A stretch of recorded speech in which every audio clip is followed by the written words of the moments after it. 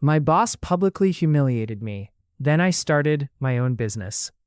I used to work for a small marketing agency where the owner loved calling himself a straight shooter, which was really just code for, I say disrespectful things and expect everyone to take it.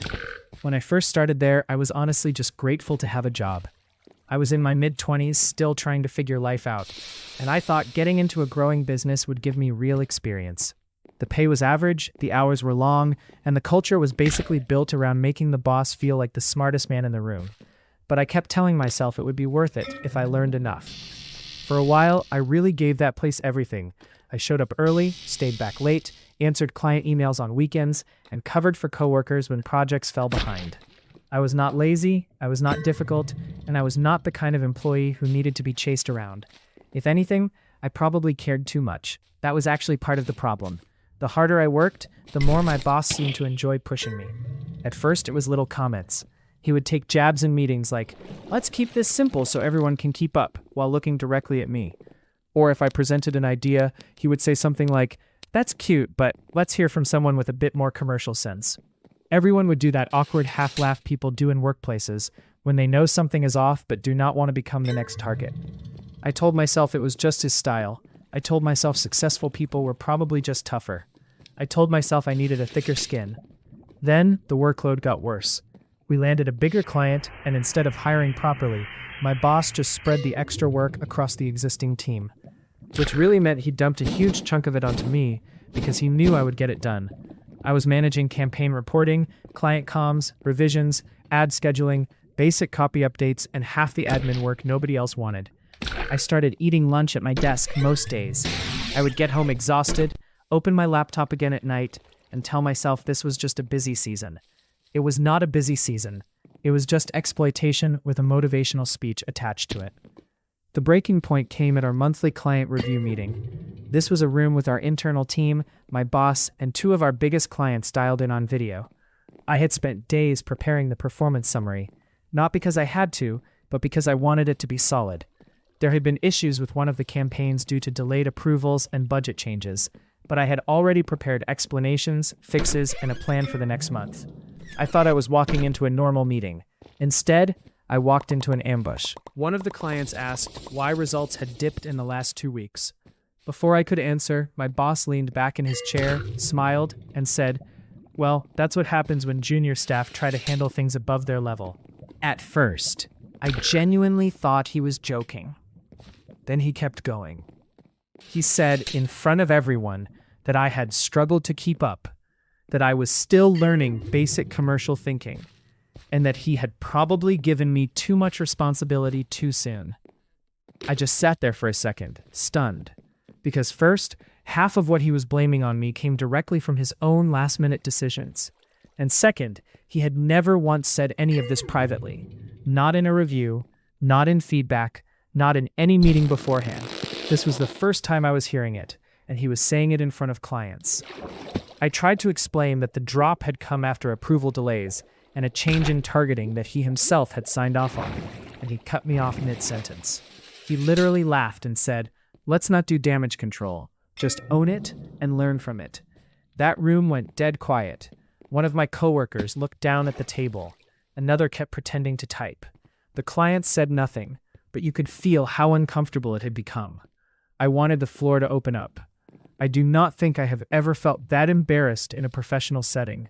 It was not just criticism. It was humiliation. Deliberate humiliation. The kind meant to put you in your place and remind everyone else who had power. I finished the meeting in a blur. I remember packing up my laptop afterward and trying to act normal, but my hands were shaking.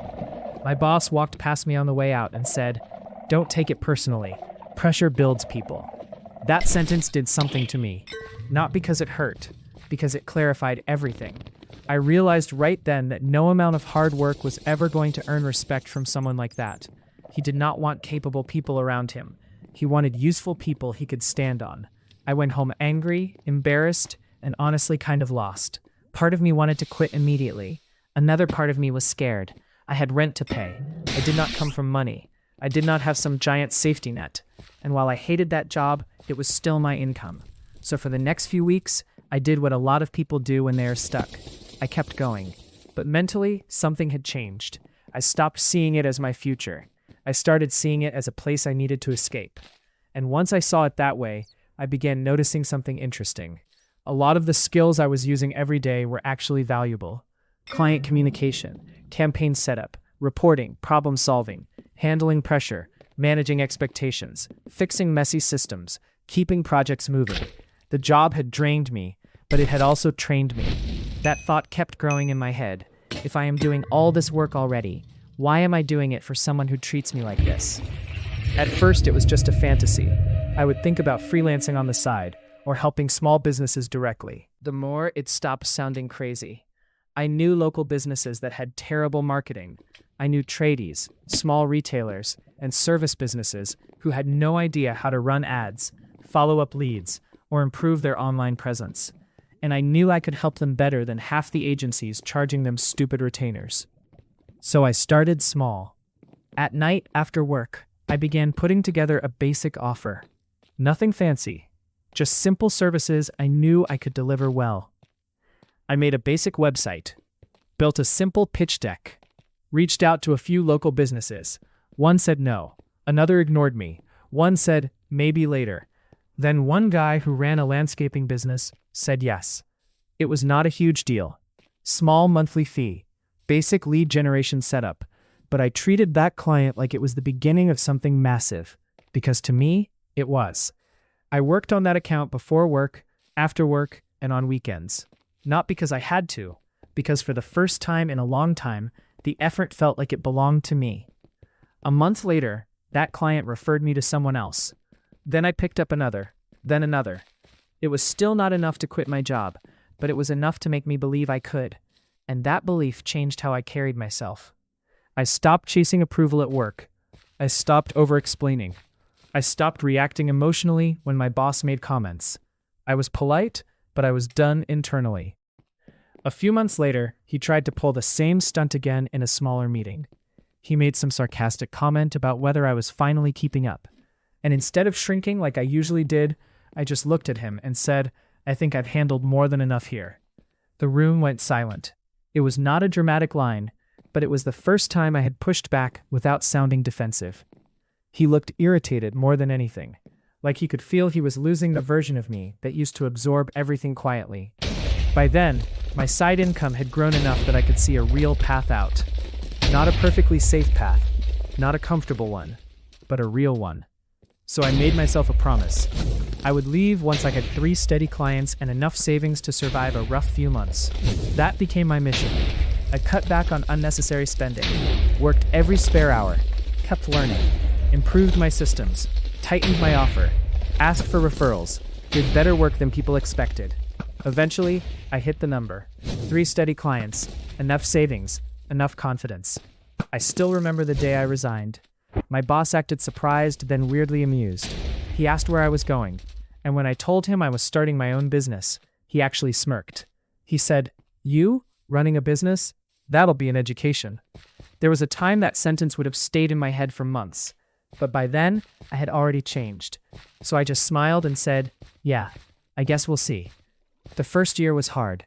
Harder than I expected, honestly. There were months where I questioned everything. Clients who paid late, campaigns that underperformed, stress I had never felt before. Days where I missed the certainty of a payslip.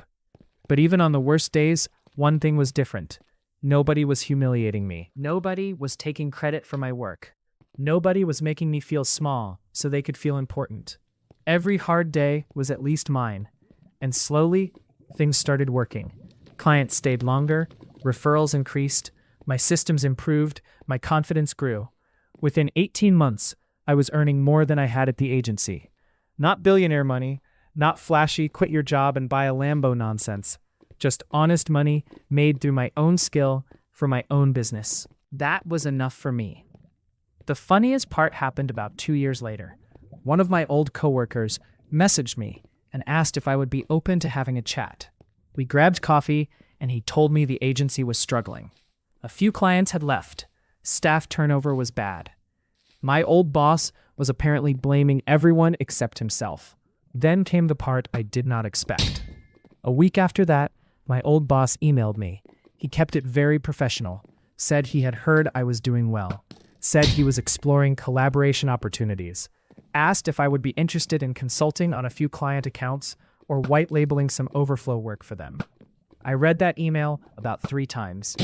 This was the same man who publicly humiliated me in front of clients.